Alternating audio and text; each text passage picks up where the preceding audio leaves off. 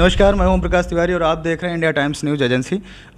हम इस समय जो है पहुंचे हुए हैं एक विशिष्ट व्यक्ति के पास जो यूपी की राजनीति में कहीं ना कहीं बहुत ही बड़ा उनका योगदान है, उनके परिवार का योगदान रहा है और वो बहुत ही शानदार व्यक्तित्व हैं, व्यक्तित्व के धनी हम कह सकते हैं, बहुत ही प्रतिभाशाली हैं और बहुत ही ज़मीनी स्तर से वो उठ कर के जो है और यूपी की राजनीति में प्रदेश लेवल का ले लीजिए या जो एक सरकार बनाने में कहा जा सकता है 2017 में उनका बहुत बड़ा योगदान रहा कहीं ना कहीं। जहाँ उनका नाम है नीरज वोरा, जो भाजपा भारतीय जनता पार्टी से विधायक हैं लखनऊ से। सर, आपका बहुत बहुत स्वागत है। नमस्कार सर, आपके पास सेवा हॉस्पिटल के नाम से लखनऊ में जो है अस्पताल है और ये बताइए कि आपने अपने विधानसभा में लगभग जो है काफ़ी लोग के बीच में आपकी लोकप्रियता सर बहुत है। यहाँ पर जो है बच्चा और जो बड़ा भी वो भी कह रहा है कि विधायक जी हमारे जो है बड़े ज़मीनी स्तर के नेता हैं और वो ऐसे कह सकते हैं कि कोई भी अगर एक फ़ोन कॉल कर दे, छोटा सा बच्चा हो या बड़ा सा हो, रात हो या सुबह हो, तो जो है विधायक जी हमारे खड़े रहते हैं। आप ये बताइए सर कि अस्पताल के माध्यम से आपने अपने विधानसभा की कैसे मदद की या कितने की, वेंटिलेटर, ऑक्सीजन्स की इतनी प्रॉब्लम्स आई कोविड के दौरान, उनको आपने कैसे पूरा किया? देखिए, कोरोना का संक्रमण मार्च में प्रारंभ हुआ दूसरी लहर का और उसके बाद वो गति उस पकड़ने लगा। तो मैंने देखा कि एक 15 दिन का समय ऐसा आया जिस समय ज़्यादा तकलीफ़ थी और मारामारी थी, तो उसमें विशेष रूप से ऑक्सीजन की आवश्यकता पड़ी। मेरा ये मानना है कि 100 में 90% लोग तो स्वयं अपने घर पर इलाज करा के स्वस्थ हुए हैं। 10% लोग ऐसे थे जो लोगों को ऑक्सीजन की आवश्यकता हुई और उस 10% में एक साथ एक समय ऐसा आया जब अस्पतालों में बेड की कमी होने लगी और ऑक्सीजन की भी थोड़ी प्रचुर मात्रा में कमी हुई थी एक समय में।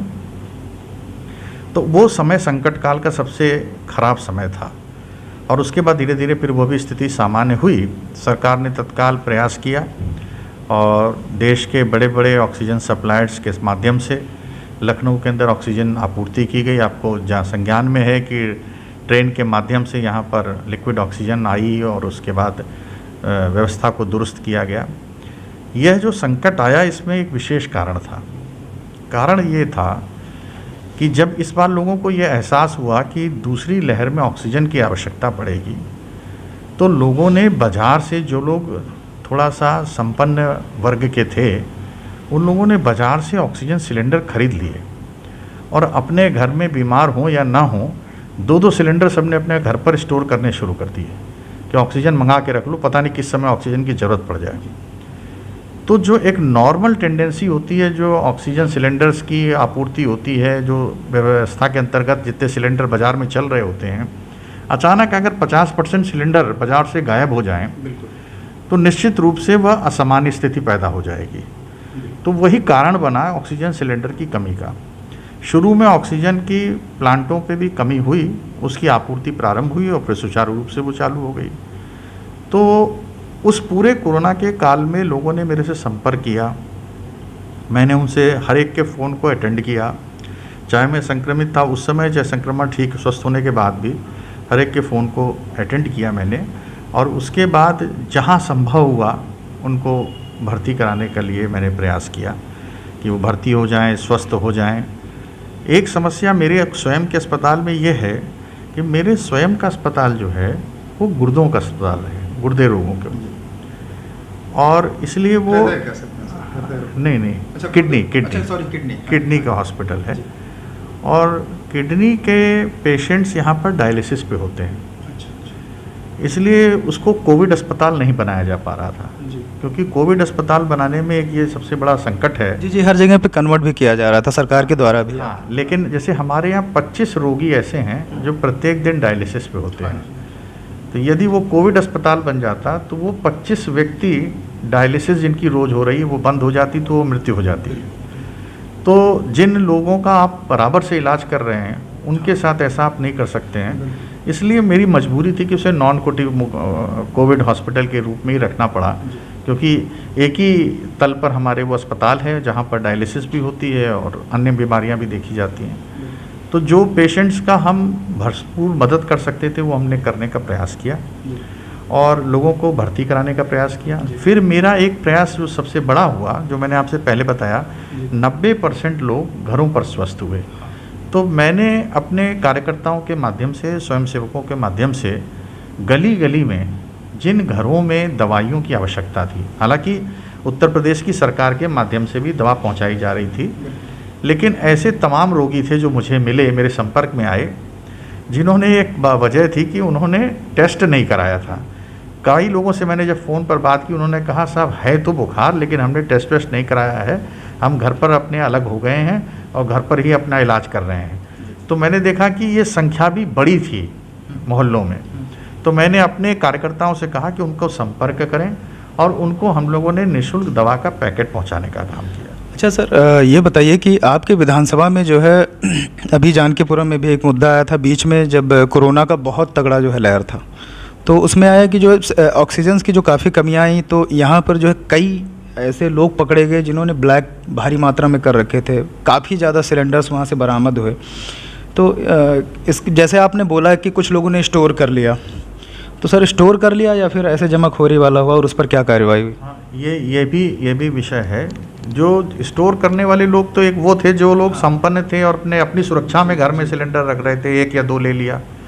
लेकिन ये काला बाजारी वाले लोग भी आए।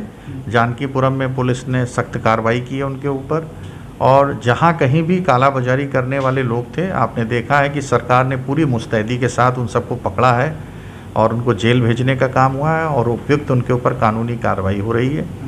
यही नहीं, जो उन्होंने जिन लोगों ने इंजेक्शन रेमडेसिविर भी ब्लैक मार्केटिंग कर रहे थे, काला बाजारी कर रहे थे, उनके साथ भी कार्रवाई हुई है। तो काला बाजारी किसी भी हालत में बर्दाश्त नहीं की जा सकती है। और अब ये प्रयास है कि यदि तीसरी लहर आती है तो उसके पहले आपको मालूम है कि उत्तर प्रदेश सरकार लगभग उत्तर प्रदेश में 400 प्लांट ऑक्सीजन के लगा रही है, और मेरी विधानसभा में 2 अस्पताल आते हैं, एक अलीगंज में बीएमसी और दूसरा ठाकुरगंज का राजकीय संयुक्त चिकित्सालय। दोनों अस्पतालों में ऑक्सीजन के प्लांट लग रहे हैं। सर डेल्टा प्लस से निपटने के लिए जो कि बताया जा रहा है कि बिल्कुल मौत के दरवाजे तक खींच ले जाएगी, ये सब तो बिल्कुल नॉर्मल था। तो सर ऑक्सीजन प्लांट जो आप बता रहे हैं कि सरकार इस पर काम कर रही है, तो ये कब तक पूरा हो जाएगा? हमारे जो हमने अधिकारियों के साथ मैं बराबर समीक्षा करता हूँ, अभी भी हाल में 8-10 दिन पहले समीक्षा हुई थी, तो उन लोगों का ये कहना था कि जुलाई के तीसरे सप्ताह तक वो प्रारंभ हो जाएगा। तो हमारा वही टारगेट है कि जुलाई में हर हालत में ये सारे ऑक्सीजन प्लांट चालू हो जाएं, जिससे कि अगर वो संभावना जो है अगर आती है तो ऑक्सीजन की में आपूर्ति में कभी कमी ना हो। सर आपने बीच में अभी बात की थी एलपीजी की, कि प्रधानमंत्री जी ने जो है घर घरों में जो है रसोई के लिए जो है दिया, और महिलाओं को धुएं से और जो आम चूल्हे जला करके बेचारी जो गर्मियों में परेशान होती थी, कई तरह की मूलभूत दिक्कतें होती थी, उसको जो उन्होंने सुधार किया कहीं ना कहीं तक।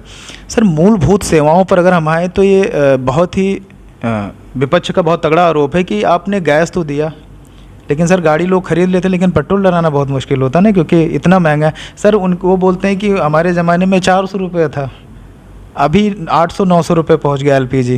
पेट्रोल ले लीजिए, डीजल ले लीजिए, मिला जुला करके ये सारी चीज़ों को मैं, कच्चे तेल पक्के तेल में सारी चीज़ों को मैं ऐड कर रहा हूँ।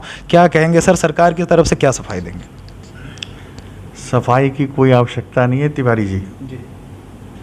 अभी कल का आंकड़ा मैं पूछ रहा था, एक शोरूम ओनर से पूछ रहा था, मैंने कहा मंदी का दौर चल रहा है आजकल, तो आपकी गाड़ियाँ नहीं बिक रही होंगी।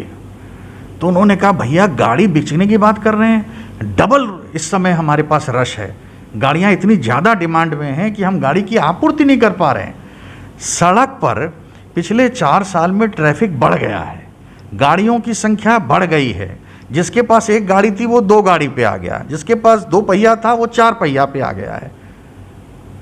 तो अगर लोग गाड़ी खरीद रहे हैं, गाड़ी सड़क पे चल इस बात से ले रही है कि यातायात आज भी लखनऊ में आप देख रहे हैं शाम के टाइम, अभी कोरोना ख़त्म हुआ है, कोरोना के समय तो सब कर्फ्यू जैसा माहौल था, लेकिन ख़त्म हुआ तो ऐसा कोई मार्ग नहीं जिस पे जाम हो। तो इसका मतलब लोग अभी गाड़ी चला रहे हैं ना। ये आपके सवाल का उत्तर इस बात से है कि लोग अभी तैयार हैं ये तेल खरीदने के लिए, गाड़ी चलाने के लिए, और यह अच्छा संकेत इस बात का है कि इसका मतलब प्रधानमंत्री जी ने, माननीय मुख्यमंत्री जी ने लोगों की जेबों को मजबूत करने का काम किया है कि वो गाड़ी में तेल भरवाने में संकोच नहीं कर रहे हैं और गाड़ी चल रही है।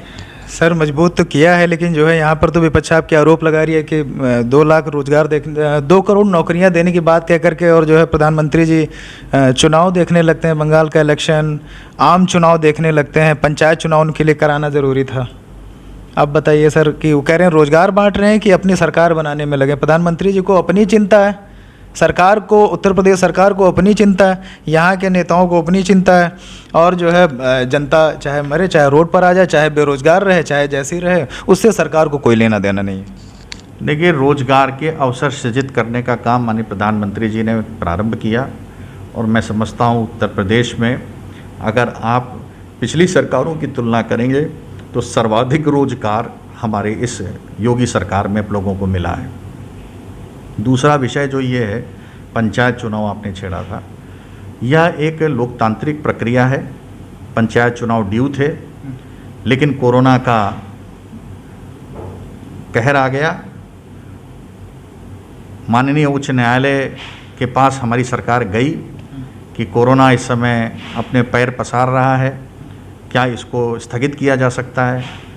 तो माननीय उच्च न्यायालय ने ये स्पष्ट निर्देशित किया कि भाई कोरोना के प्रोटोकॉल का पालन करें और चुनाव कराएं। तो सरकार की मजबूरी थी कि उसको कोरोना का प्रोटोकॉल फॉलो करके चुनाव कराए, तो इसलिए चुनाव कराए गए, और माननीय उच्च न्यायालय का निर्देश था। सरकार तो चाहती थी कि एक बार अगर स्थगित हो सकता है, लेकिन ये लोकतांत्रिक प्रक्रिया है, उस काम को पालन किया गया।